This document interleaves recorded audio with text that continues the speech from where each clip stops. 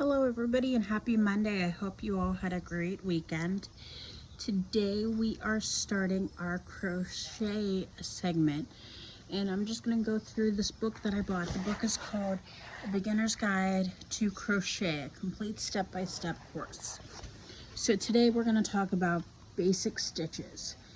Crochet has a few basic stitches, and once you've mastered these all extended stitches, follow the same principle.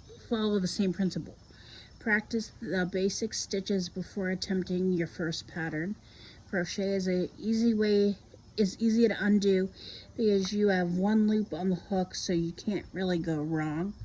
When practicing, keep the loops loose. You can work on creating an even across this fabric later. So holding your hook and yarn. Holding the yarn and hook correctly is an important part of crochet, and once you have practiced this, it will help you create your stitches. Holding the hook.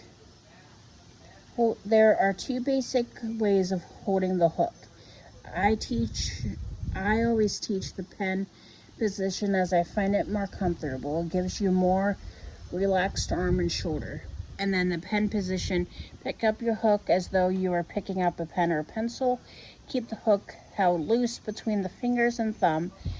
Turn the hook so that the tip is facing up and the hook is balanced between hand and resting in the space between your index and thumb finger.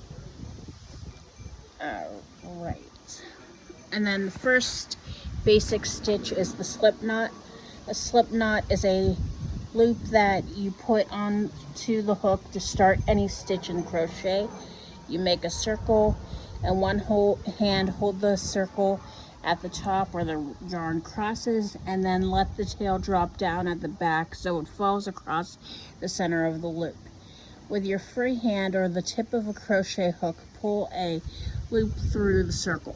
This forms a very loose loop on the hook. Pull both yarn ends gently through to tighten the loop across the crochet hook. Make sure the loop is not too tight. It needs to slip easily along the shank. And then there's chain stitches. Chains are the basic of all crochet. This is the stitch that you have to practice first because you need to make a length of chains to be able to I lost my place, guys, sorry. This is the stitch you have to practice first because you need to make a length of chains to be able to make the first row or round of any other stitch. Practicing this will also give you the chance to get used to holding the hook and yarn correctly. Alright. Then let me turn the page. Give me 1 second, guys. And then there's a foundation chain. A foundation chain is the length of chains that is made up to start a straight piece of crochet. The first row of your stitches is worked into it. It's important to always begin with the correct number of foundations chains. If you don't, the rest of the pattern and stitches will not work. Crochet patterns are often worked in multiple groups, so it's essential to learn how to count the chains. Bear with me, guys. I gotta let Snowball in. She is out here with me. I just can't flip the camera, but she wants to go inside, so hang on. And then working with foundation chains,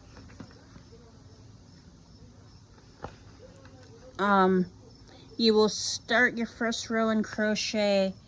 You will be instructed to crochet into the foundation chain. When making stitches into a foundation chain, you'll be instructed to pull the first stitch into the second, third, or fourth chain from the hook, depending on the height of the stitch you'll be working with. This is usually in the second chain from the hook for single crochet. And then I'm trying to pick what I want to share with you guys. counting chains. To count chains in a foundation chain, lay the chains out on a flat surface with the right side facing and count each V as one chain. Always count chains from the front of the chain and do not count the loop on the hook as a chain. So there's a lot about foundation chains here. So if you guys want more examples, just let me know, because I can definitely read more about that next week. A slip stitch. A slip stitch is the shortest crochet stitch and is usually worked into other stitches rather than into a foundation chain because it is rarely used to make a whole piece of crochet. It is mainly used to join rounds or to take the yarn neatly along the tops of the stitches to get to a certain point without having to fasten off. It can also be used as a joining stitch, which we will talk about later. And then single crochet. Single crochet is the most common used stitch of all. It makes a firm, tight crochet fabric. If you're starting out, it is the best stitch to start with because it is the easiest to make. That's what I'm working on right now until I can work with my aunt.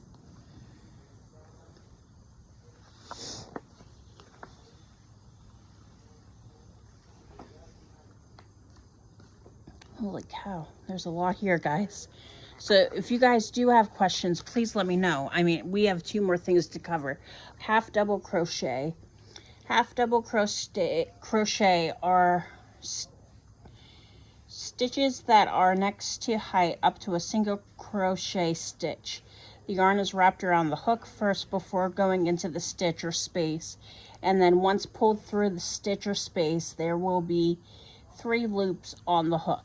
The middle loop is from the strand that was wrapped over the hook. Before you attempt to pull the yarn through all 3 stitches, make sure the loop sits tight and loosely on the hook so that you can pull another strand through to complete the stitch. And then double crochet. A double crochet is a very common stitch. It gives a more open fabric than a single crochet or half double crochet, which both gives a denser fabric, and it's a 1-step taller stitch than a half double. As with the half double, the yarn is wrapped over the hook first before going into the stitch or space, and then once pulled through the stitch, there are 3 loops on the hook. The middle loop is from the strand that was wrapped over the hook. Before you attempt to pull the yarn through the next 2 stitches on the hook, make sure the loop sits straight and loosely on the hook. So there she is, guys. I told you she was out here. Hi. So that you can pull another strand through. And then it talks about increasing and decreasing. Increasing, you can increase by working 2 or 3 stitches into 1 stitch or space in the previous row. And then decreasing, you can decrease by skipping the next stitch and continuing to crochet, or by crocheting 2 or more stitches together. The basic technique for crocheting stitches together is the same for all stitches. And that's all I have for this first workshop. Again, if you guys have questions, they give more examples in the first section of basic stitches, so we can review it again next week or even this week. If you guys have questions, let me know. But next Monday, we're going to talk about basic techniques. All right, guys. And then also, a year ago today is when Snowball joined our family. So we're celebrating Snowball today. Come over here. So, Snowball, a year ago today you joined our family and you changed it for the better. I personally don't know what I would do without you. I love you, honey. I love you, Snowball. So I hope you all have a great day. Tomorrow I will post about my craft updates. I love you all. Thank you for your love and support. Bye.